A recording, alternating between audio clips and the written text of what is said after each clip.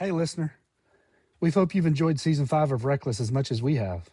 We are wrapping up the rest of this season and putting together new episodes for Season 6. But as we wait, we are going to highlight some new episodes from a spin-off podcast, This Parks and Rec Life.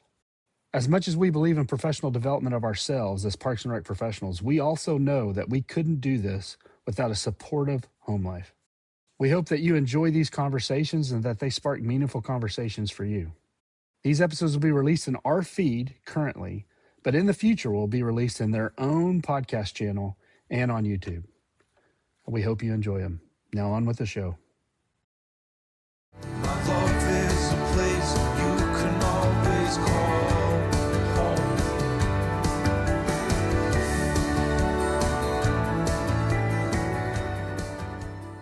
Welcome to This Parks and Rec Life, a podcast exploring the impact of a Parks and Recreation career on relationships and the families of Parks and Rec professionals. And I'm Hannah Mize. I'm our host for the day, and I'm joined today by Tom Venniro, my guest host for the day. Hi, Tom. Hey, Hannah, how are you today? I'm great. So glad for you to join me today. And today I'm really excited because our guests today are Chris and Robin Nunes. And welcome, guys. We are so excited to have you today. Great to be here. Thank you. So Chris is the Chief Operating Officer for the Woodlands Township in Woodlands, Texas. And unless you might have lived under a rock in the Parks and Recreation profession, you have heard about Chris. You have probably heard him speak or attended one of his webinars or maybe have been mentored by him. Chris, we are thrilled that you're here. So thank you so much. And Robin, for giving of your time and visiting with us today. We're really thrilled to have you. It's going to be good. Hopefully it's going to be a good show. I think it is. Yeah, definitely will be. And let's just dive right in. As Hannah mentioned, a lot of people are familiar with Chris. You've either visited their state or, like you said, impacted them in some way, shape, or form as a mentor. Chris, real quick, how many states have you been to? Well, I've been to all 50, but I've spoken in like 45. I'm up to 45. That's a lot. Just for the audience who's keeping track, 45 is quite a lot. So it's a lot of individuals out there who already know Chris. Chris, you were one of RecLess's first guests, and we are so proud and pleased to have you both here and to learn a little bit more about your better half, who undoubtedly is a part of this crazy Parks and Rec life that you lead. So why don't you start off by telling us your origin story together? How did you meet? And how long have you been together in this journey? Well, late August, 1995, August 24th, 28th, somewhere in that range was our 1995 was actually our first official date. But you also have to know that there's a backstory to that, where before the semester before, we were in a class together, and it was a recreation class. It was Intro to Special Populations, and it was my final recreation class, and it was Robin's, sophomore, junior level class, and we kind of hit it off. But I was actually dating somebody else, and then school ends, and the way the story goes is me being pretty dumb. She left a message on my machine that says, "Have a great life," and I was like, "Man, she liked me." So I ran across the campus, tried to get to her dorm room before she left, and she didn't. She wasn't there. And then, ironically, I was going to school back to Springfield College. Tom, I got to make that shameless plug for my graduate degree, and it was our 11 o'clock class. Our 11 o'clock class ended, and her room exited, my room exited, and we met. Got her 4 digits because we didn't have a full phone number, and I called her. And I have always said to this date that we have had one date, and that was it. Yes. So we both graduated from Springfield. Chris graduated with his master's in August, and I had decided before to graduate early in December.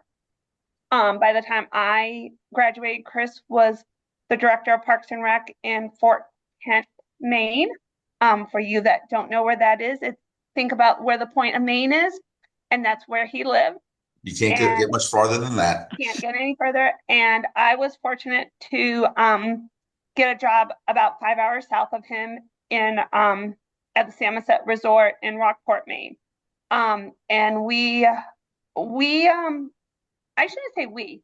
I commuted funny weekends, the 5 hours, 256 miles one way on 2-lane roads for until we were married.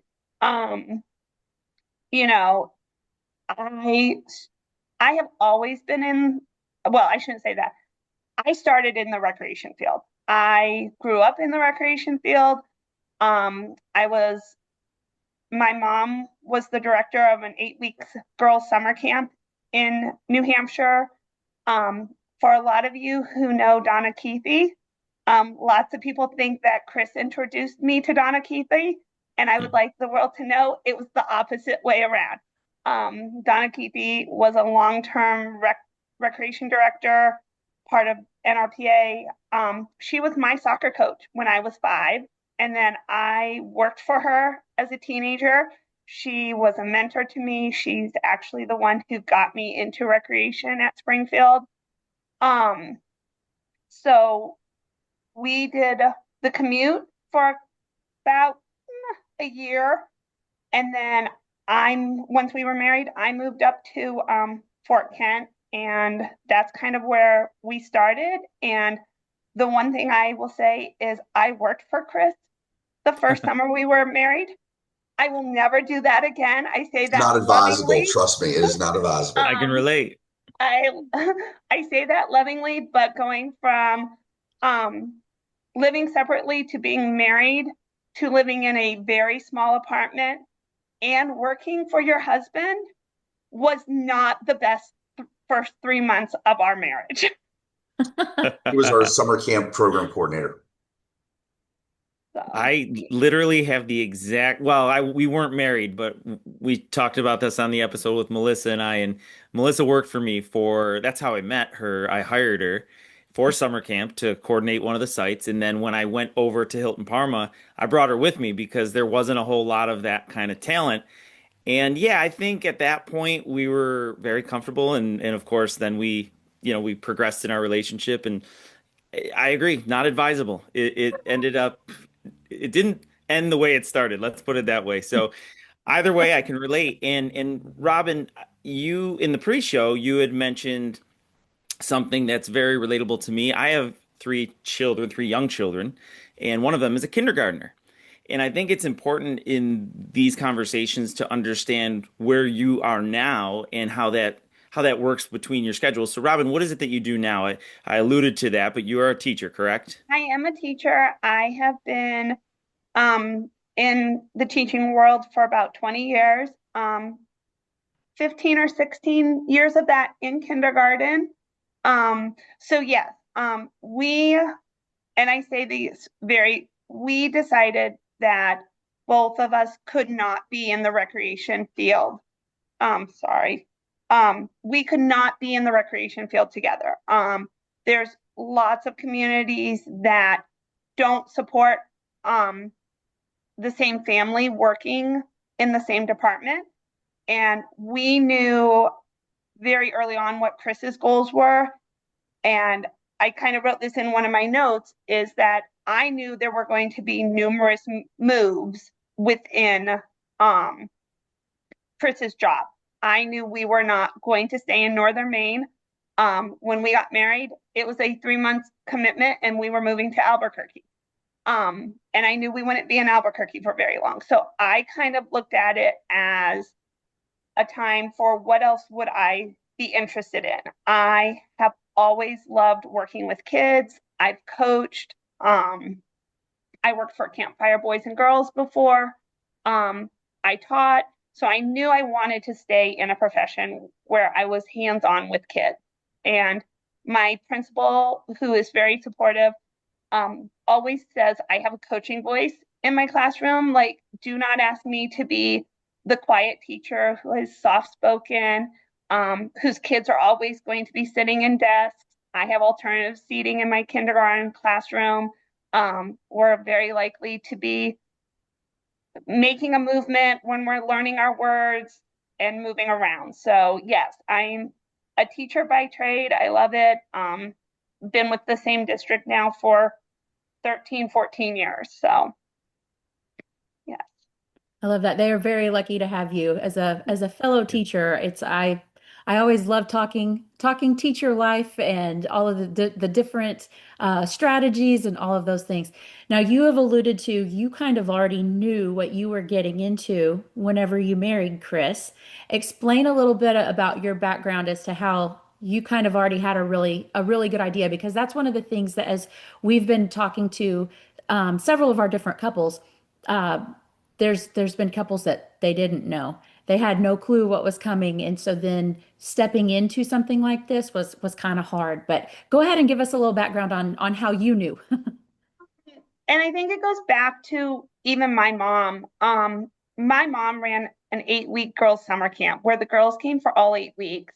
My dad, when he was alive, was the caretaker for the camp as a full time.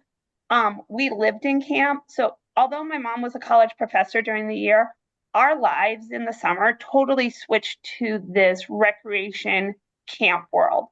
So I knew schedules would change at the last minute. I knew um, there were meetings that had to be held. And then as I grew up, I got into the recreation field very early on. I ran summer camps from the time I was about 15 or 16 in a small northern New Hampshire town. So I was very aware of the programming aspects, special events. And then through college, my whole thing was community parks and rec. Everybody talks about resort. And yes, I worked in the resort field for a while, but I was always truly a community parks and rec. Programming is probably one of my favorite activities. Like I love to think of new programs. How are they going to look? Um, so I had a very strong background. And with Chris and me both going to Springfield, we knew that we wanted to give back to the community. We wanted to be in a community where we could raise our family. So nothing in his job, I hate to say this, like doesn't always shock me. There's things days in and day out things that are very different, but as far as night meetings and unpredictability, or I hate to say it, that phone ringing at 2 a.m. in the morning because this fire alarm or this alarm is going off, that never surprised me. I think maybe one thing that did, I am from the same hometown. My mom still lives in the same house I grew up in. Maybe I wasn't expecting quite as many moves. And getting ready for today, I actually went and grabbed our youngest child's baby book because Mhm. I love his birth announcement. And it reads 5 years, 4 moves, 3 degrees, 2 homes, and a dog. And oh, by the way, a new baby. Um, I knew that Chris was very driven when I met him, and that was part of the reason I think we hit it off. I knew that staying in one place was not going to be his lifelong goal. He was used to moving around as a child, where my best friend is from kindergarten still. Like, I still talk to my best friend who I met when I was 5 years old. And Chris doesn't have that. He was very used to, his dad was in the military. They moved a lot. So I knew what to expect. I That's kind of got off, no, going no. off in a No, different direction. Sorry. You no, that's did great. exactly. That's really great perspective, and for both of you, a really great situation to have gotten off to those first few steps, because not a lot of individuals, not that they don't communicate, but those understandings aren't as common. I could tell you that. And so you definitely had a leg up there. And Chris, I want to shift that then to a question to you. So you kind of have that, Robin has the background. She understands a little bit of the profession. obviously you've taken it to new levels and new heights, so you learn a little bit more as you each step along the way. It still can't be all roses, even with the understanding. So Chris, a question for you is, what do you think the hardest part for Robin is being married to you and the impact that your job has had on her? I don't think this show is that long. Uh, I think, it's tough being my wife. There's no question about that. She knows that I love her. She also knows that I love this thing called Parks and Recreation, and that is what my that's what drives me. Is how do we get people active? How do we build the next park? How do we think differently about this thing called Parks and Recreation? And Tom, we've had those discussions over and over the years. So she has been very, very patient with me in terms of that amount of time that I've given to not only my community, the communities at large, but also the Parks and Recreation community at large. But, that's what keeps me interested. But, she comes sometimes pulls back. And she will walk into my office on Sunday morning while I'm preparing slides or an article or something like that. She goes, stop, we are going out, or we're doing something because enough is enough and she's had enough. And so that's when I just have to put the keyboard down and say, okay, let's go, let's do whatever you want. Because, I do recognize that she gives a lot up for me to try to be whoever I want to be and try to get our communities, the collective communities that we represent, to where they need to be in terms of this thing called Parks and Recreation. Robin, would you agree with that? Do you have anything else that you could think of that you would say, this has been a challenge, especially as Chris's, career has progressed. And I'll preface that with everybody's in different points in their careers too, with their families. So my children are 5, 3, and 2 months.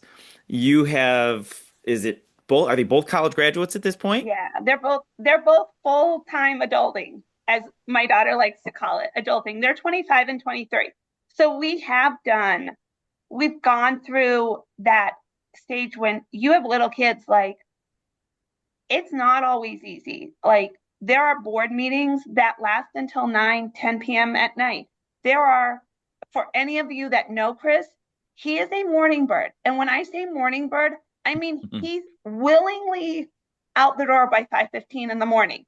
And let me tell you, that is not when this person likes to get up yet. So when the kids were little, like there were times that Chris was in the community. He was here at home, but the kids could honestly go 2 days or 3 days without seeing dad. And that's hard. Because you are married. It's not like they're sharing time or sharing custody. So we tried to make the little moments count when the kids were little. We were a family that was very involved in sports, in our community. And I think that's important, whether it's the sports, whether it's the arts, whatever your family decides is important to them.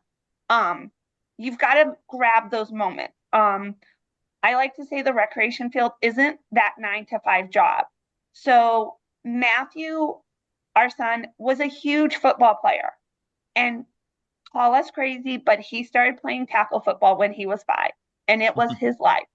And if Chris knew he had a board meeting that started at 7, he sometimes was popping over to practice at 4:30 or 5 just to give him a hug, say hi, buddy, and then he was leaving. He wasn't staying for the whole practice, but we as a family tried to find those 20, 30 minutes, maybe at a park, at a sports field, to make sure the kids saw Chris.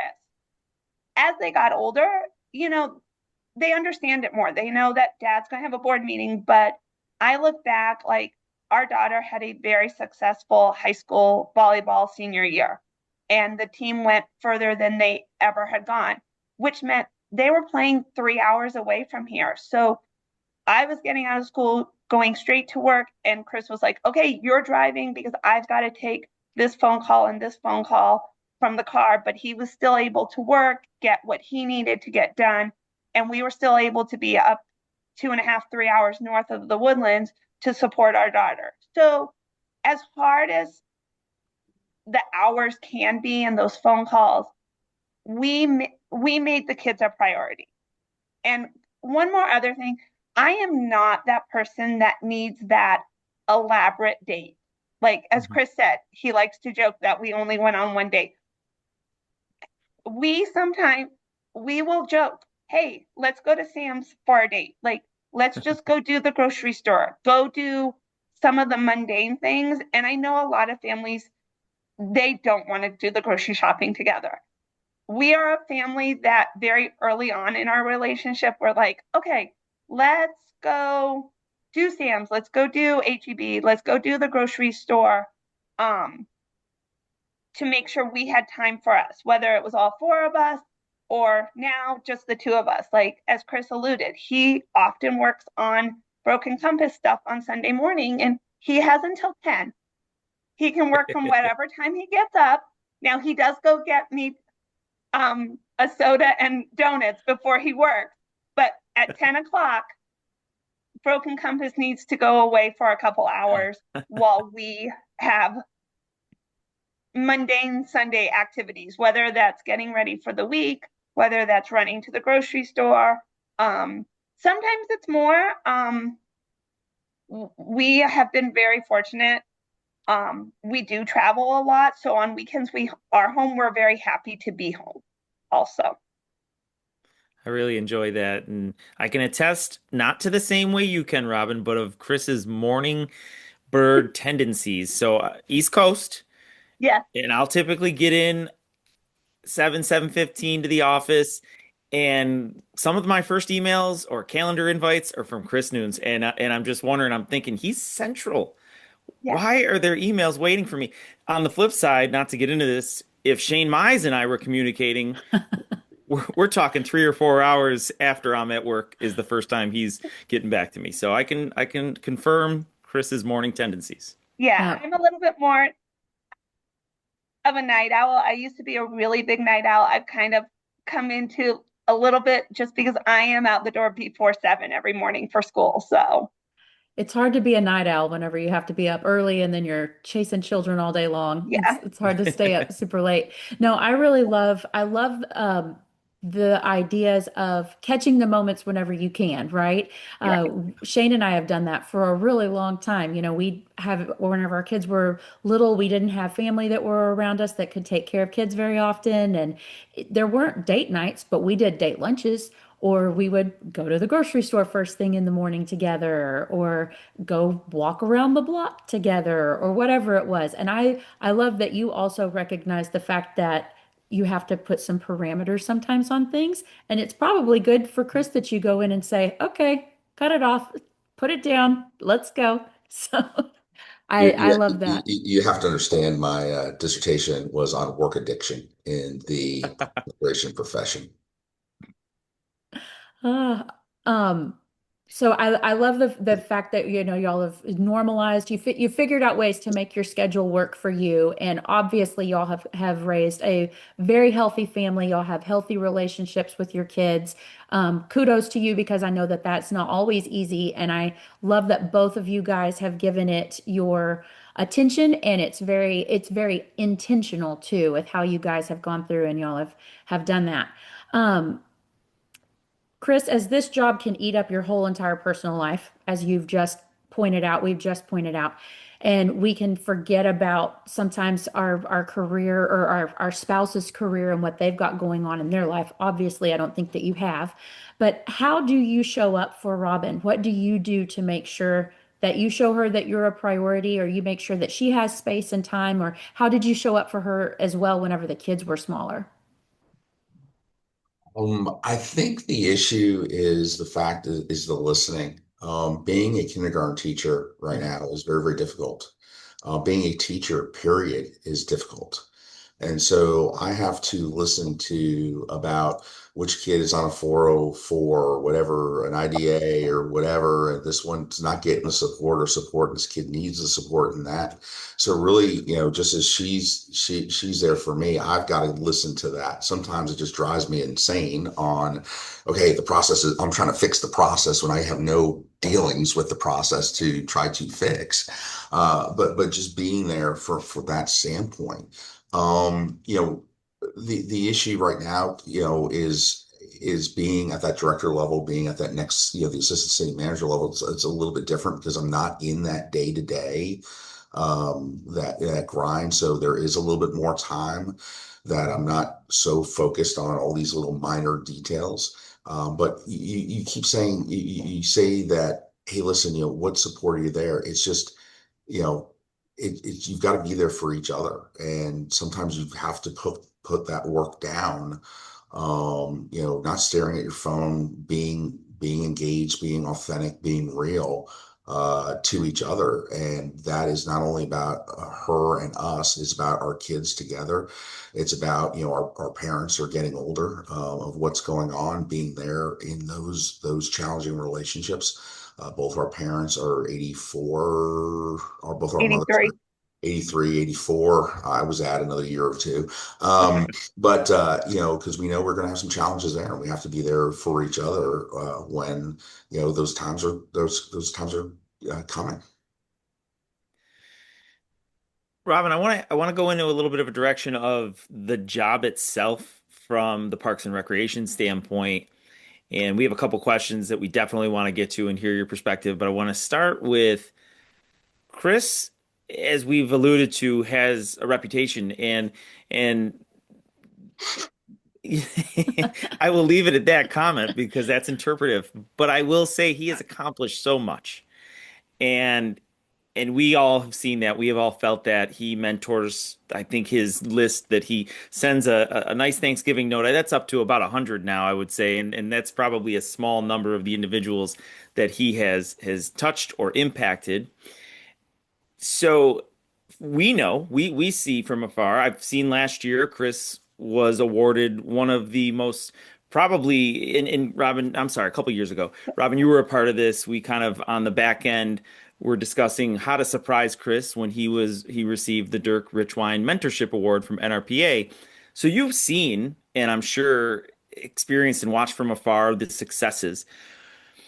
I guess my question is, what do you really like most about watching Chris perform in this position, in this career? What are some things that you can sit back and say, I just have really been able to enjoy this from afar? It's funny because I am super proud of him. He is very driven. He is very driven and wants to mentor. And he jokes often that everybody thinks he's super smart except for the people that live in the house. And I'm not the only one. He used to say that all the time when the kids were still in high school and college, is everybody outside this house. But we are proud of him. We do see him mentoring so many people. We see how hard he works for our family. Mainly one of the things is that a lot of our son played D1 lacrosse, and because of his hard work, we were able to attend almost every single game his sophomore, junior, and senior year. And that's not just around the corner. That means we're jumping on a plane, and we've been fortunate to have both kids at the same location. So not just see Matthew play, but also spend time with our 24, 25-year-old daughter. And there's not very many families when you live 1,500 miles apart that you get to spend the family time we have gotten to spend the last 4 years. And I think that drives Chris a lot. He knows how important family is to him, but also to me. Neither of us have parents. We've never lived where our parents have lived. So we've always had to make an effort either for his mom or my mom to either come here to Texas or go visit them in their respective states. so he wants to provide that for our family. That is, um, he loves also a challenge. He loves learning, and his drive for new knowledge, I think, is something that I do admire. Like, he being status quo is not okay. And I think I see that here in the Woodlands, but you guys probably see it in the Broken Compass more too, is that, okay, we've done a candy cane hunt for 2 years. How are we going to change it? Well, the flashlight candy cane hunt is kind of an old idea. So he's always looking for that new idea, something else to engage the community. And I am proud of him for not being okay with the status quo, and always challenging himself. He's not one to sit still. He doesn't, if he's done it once, he probably doesn't want to do it again. Like, we have a ropes course, and he's like, yeah, we can go do it once. One of the things I think is hard about being in the community and being in you guys' job is he doesn't always want to recreate in his community. And one of the things I had to learn, I'm getting off topic, Tom. No, So this is right on. This is a good one. I had to stop because I knew the recreation field. I had to stop telling him what I saw that needed to be changed at parks. I was fortunate to either work part-time when the kids were little, and Mackenzie, I was able to stay home for the first 2 years. So we were doing all the romp and stomp. I like to brag a little bit that Mackenzie never missed a romp and stomp in Colorado when Matthew was born. She kept going. I had to stop saying what needed to be fixed, whether it was simple as broken swings to teachers not showing up, to equipment that needed changed, or we needed to change this activity. Like, I had to learn not to critique it, because he was also hearing it from other people at work, whether it was board members, whether it was staff. I had to learn not to critique things that weren't going correctly in the community. And I think that's important. I needed to just learn to be supportive. Like, this is amazing. Like, and if he was ready to critique it, just listen to his critiques and maybe say, yeah, I think that's an area of focus, versus, oh, that's wrong. Yes. And this and this and this. Part of that discussion was, I'm working 8, 10, 12 hours a day, and everybody's yelling and screaming at me. The last thing I need is another hour debrief, 2 hours debrief about what she just experienced at the park. I'm like, it's like, you're not, I need my alone time, quote unquote, my safe space, my supportive space, over here, because you're getting, dragged through the mud on many days in the community. And the last thing you want to do is go home, and get dragged through the mud as well. Yeah, and there's a good chance that if you're hearing it from the community, or I should say the other way around, if your spouse or your partner's telling you about it, you probably may have already heard about it from the community. Well, and the other thing too, I think there's to defend Robin, is there are people in this community in the Woodlands right now who want to use her as a conduit to get to me, which on one level is fine. But I've tried to encourage Robin just to say, here's his email, here's his phone number, so she maintains the relationship with these people, because I'm going to say no sometimes, I'm going to say yes sometimes, and it may not be what they want, but I also want to make sure that they're friends. And so she's not being alienated because of my position and what the decisions that I'm making, or I'm being required to make because of our board of directors, city council. Because there's direction that comes behind the scenes that the community doesn't always know about. Right. I really love that tip of saying, here's his email.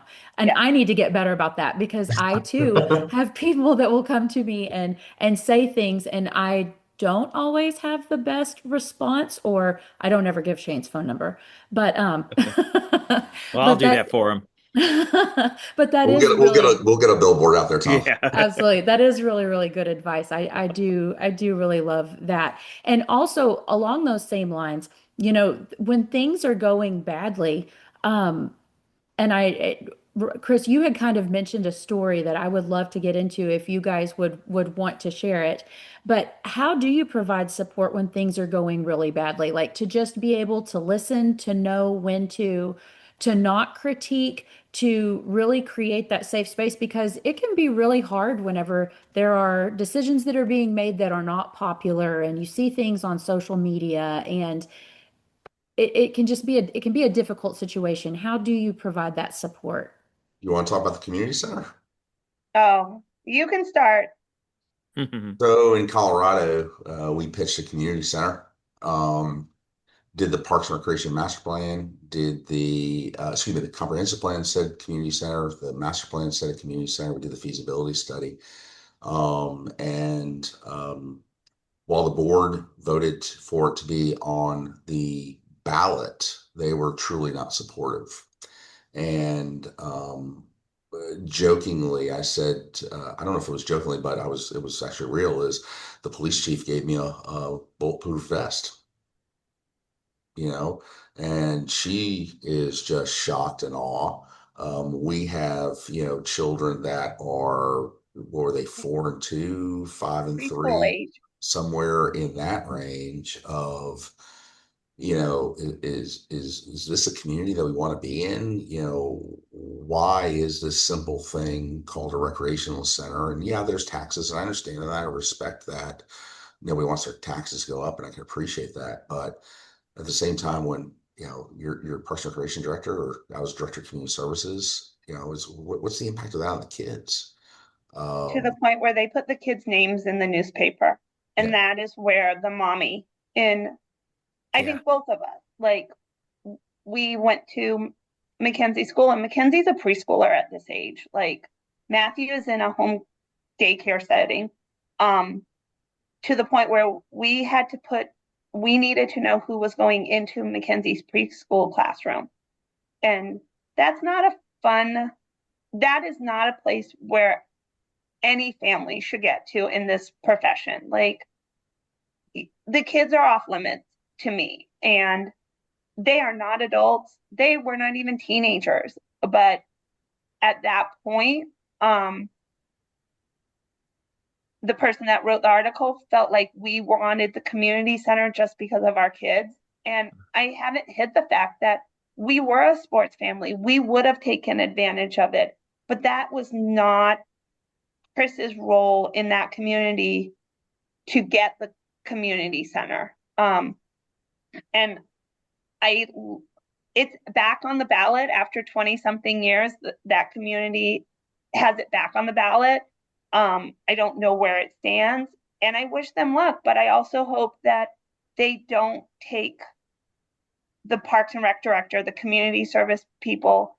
It's not them wanting it. Yes, they might have come up with the idea. They might have done the feasibility study. It's part of their Yeah.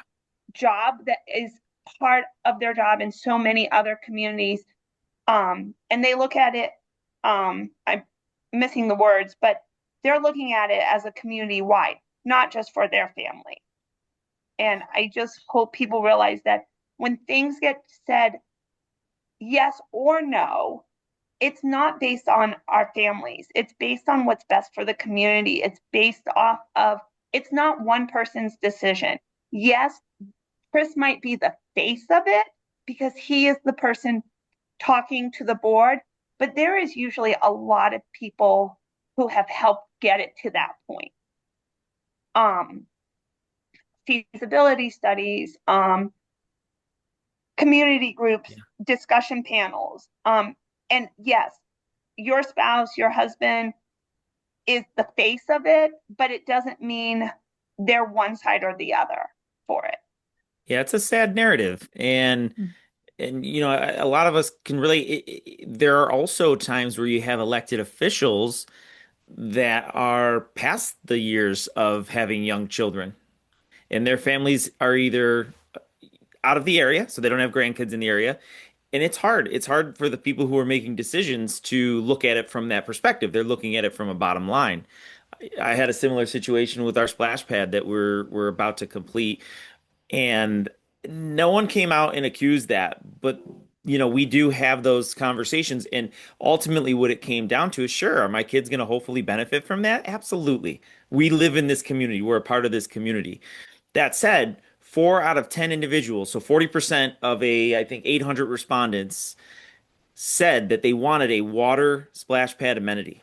I can't make that up. That's not something that I'm manifesting. That's a community desire. So that's a really sad narrative, and I'm glad you shared that story because I'm sure people could probably relate. And so let's maybe flip this to a little bit more of a positive note and talk about the perks of this job. We talk about the perks all the time. I would love to know, Robin, from your perspective.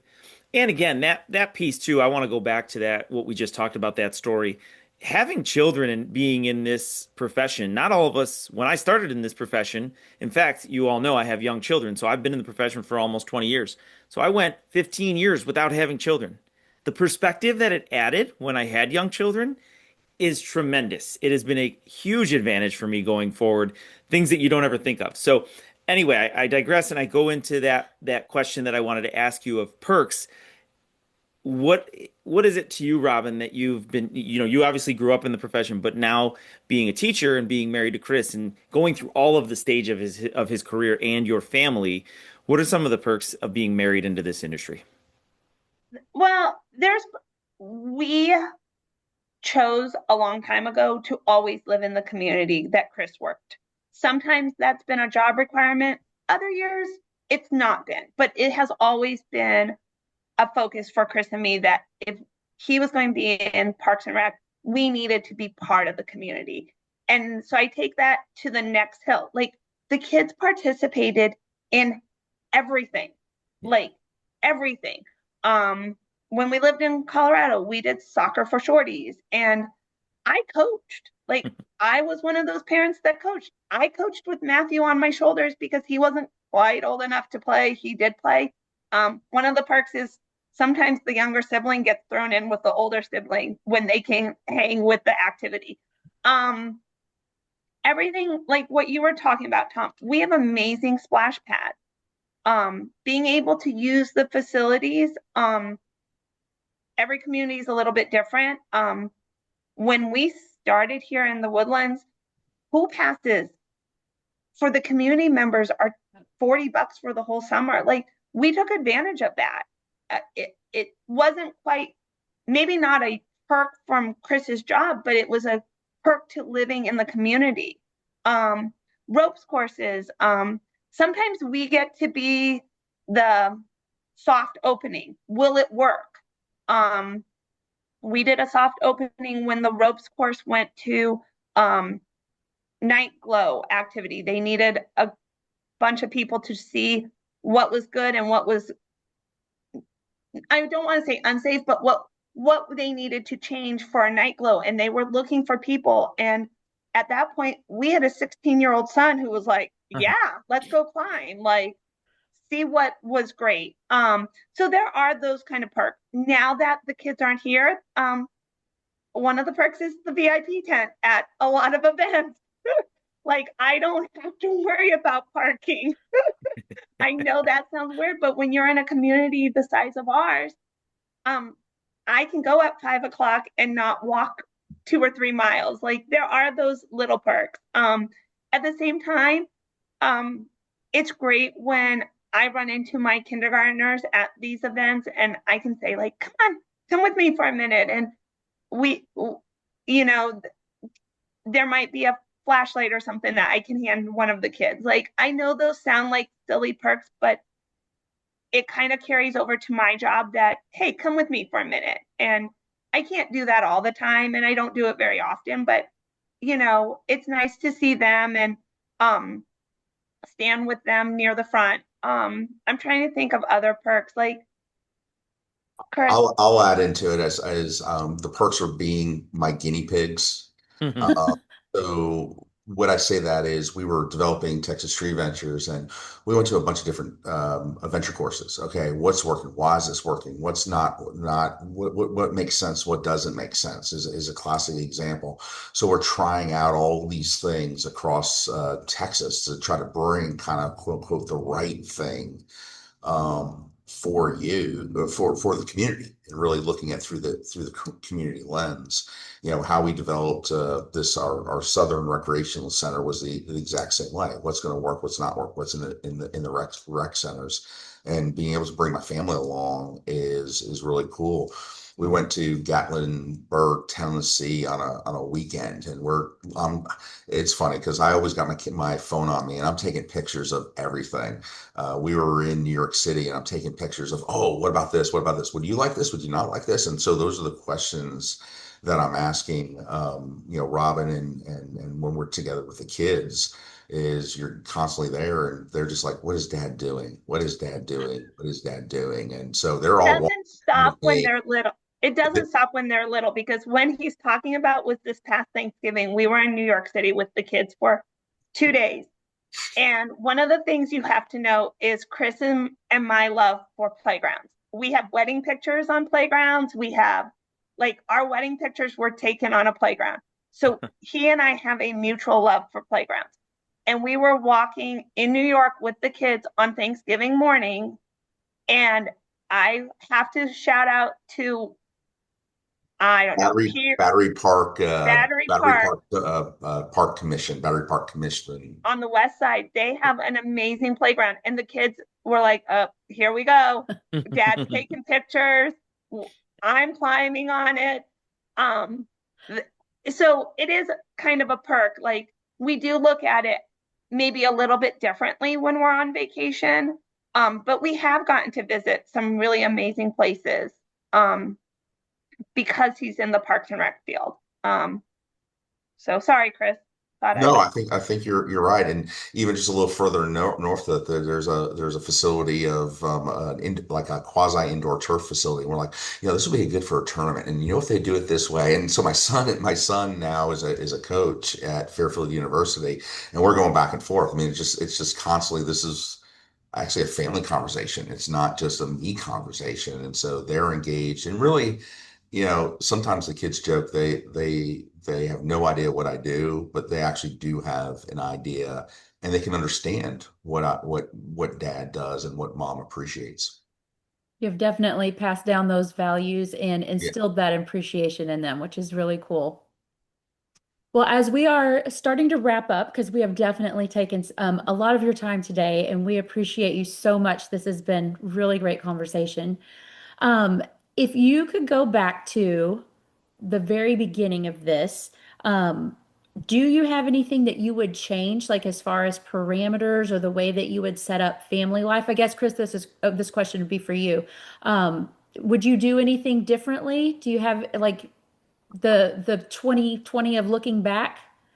I would say no because our Robin and I, when we were dating and kind of approaching marriage and really communicated a lot about quote unquote what we want to get out of this, what our shared values were to really understand that from before we got married. Quote unquote, we're in this for the long haul. This is not a short term, engagement type of thing. But we talked about the kids. We talked about what we wanted our kids, what our expectations were our kids. We talked about what we value, those types of things, and really try to be from a relationship standpoint, which I think is really the purpose of this show. Those were, hard discussions that we were having in this small room and small apartment in Maine and on our trips around northern Maine of, this is the way I feel, this is the way you feel. Okay, yeah, I understand that, or I don't understand that, or don't agree, and this is why. And we're talking this out before we made that commitment to really understand this journey that we were about to enter.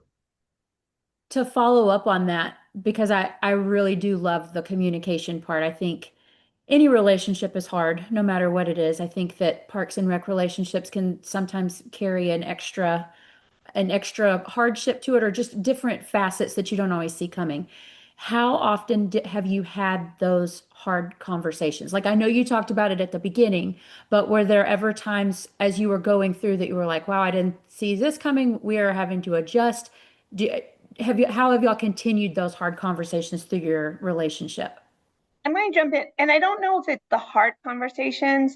Um, it's just important now, even though it's just Chris and me in the house, we try to touch base on Sunday. Like we try to lay out the schedule. Like, and that sounds funny because it's just the two of us. Um, oh wait, remember I have a board meeting or I'm going to be gone. Like just touching base. And maybe that's not the hard conversation, but it's definitely the communication part. And I guess one of the figure out how your spouse communicates best because this is a kind of a Chris hates text messages and I live on text messages. Chris is much more of an email guy. So I've had to adjust a little bit. And as much as I don't like it, I know that if I send him an email, he's going to look at it in the middle of the day. Like if I send him an email, just like I'm not going to get a text. I'm not going to change that about Chris. But he'll send me an email saying, hey, remember, oops, or surprise, I have a meeting tonight at 6, won't be home until 9. And I think it is just as important now that we've been married 28 and a half years, that simple communication. Like it does go back, Hannah, just as you said, the communication doesn't stop just because you've been married 2 years, 5 years, almost 30 years. That is still a big part of it. And it's important whether it's the mundane things or that really big change in schedule. Like the first year we lived here in the Woodlands, let me tell you, I was not happy when the phone call came in at 5:45 on Christmas Eve night. Hey, we need Chris somewhere. And we have a 4 and a 6-year-old here at home and a bunch of out-of-state family here. And Chris has to leave. And I don't know if he's going to be gone 30 minutes or 3 hours. And that still happens because of those emergency calls. And I would say to the spouses, they're not doing it. They're not, you need to be mad at the situation, not at your spouse, because they don't want to go, but guarantee you that emergency call is going to happen at some point in this profession. And luckily, Chris doesn't have as many just because he's moved up that chain. But early on, we didn't spend our first 5 anniversaries together just because of an emergency call that happened to come in May or on that special holiday. So communicating and the mundane things and the emergency things, I think is really important. Well, I do want to add one thing is you have a winner in my wife when we scheduled our wedding between the baseball season and the start of the pool season that week. And Tom is a smaller town director, you get that. That's a tough time.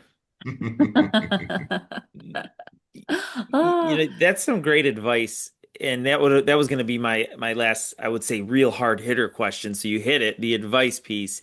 I do have a fun one, but I do want to just go back and reiterate and kind of sounds like and from even from our conversations that I have with Melissa and I and Shane and Hannah, you've been together longer than Melissa and I, and same with Robin and Chris, but we still struggle at times. I love the advice of huddling up before the week. I think ultimately what it comes down to, what you said there, Robin, is eliminate or mitigate as many surprises as possible. Having a knowledge and preparing the other individual, both sides, for what's coming. And then an emergency happens, sure, I love that too. You're mad at the situation. That's not, I couldn't have controlled that. But being able to communicate as much of what's going on as possible is really great advice because some of that mundane it gets forgotten. Trust me. I'm still learning that on a day to day that it's, oh yeah, I forgot we do have a meeting on Wednesday night and that didn't make our calendar.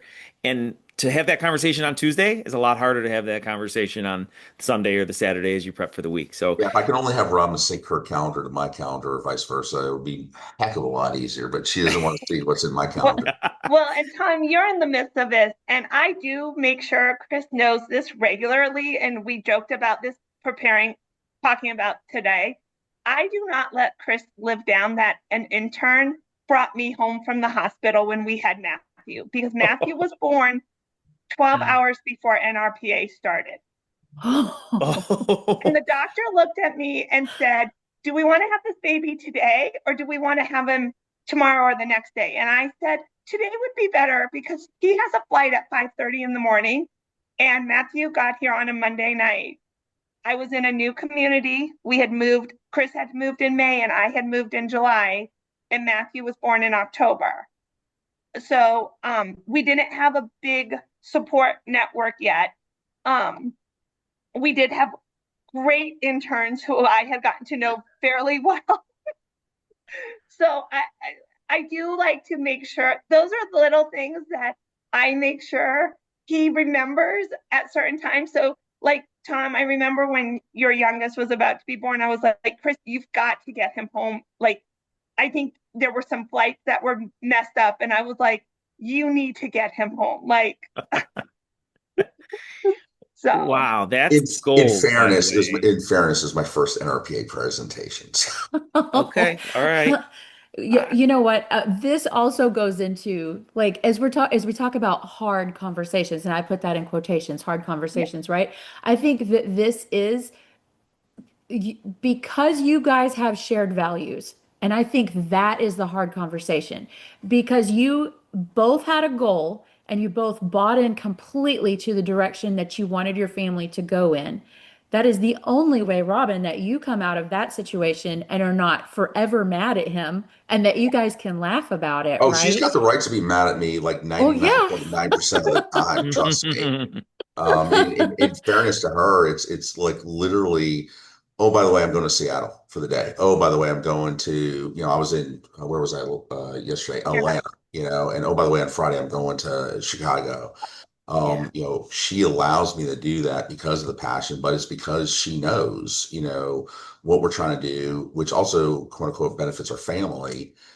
So, all of a sudden we can go to New York City for Thanksgiving, go and, we're trying to figure out, because we know the four of us is going to be potentially the six of us sometime in the next few years, that those four of us experiences are fleeting and going to be far between from now in the future. And we have that shared value of wanting to spend as much time with Mackenzie and Matthew.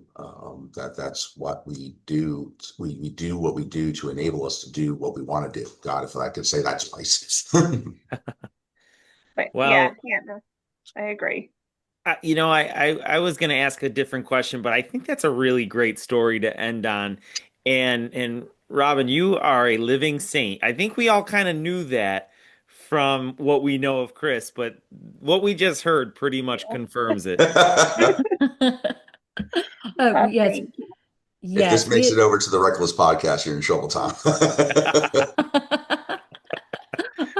We've loved this. Thank you so much for you guys taking the time to visit with us today. I think that I have picked up some tidbits definitely. And it's really thrilling to see.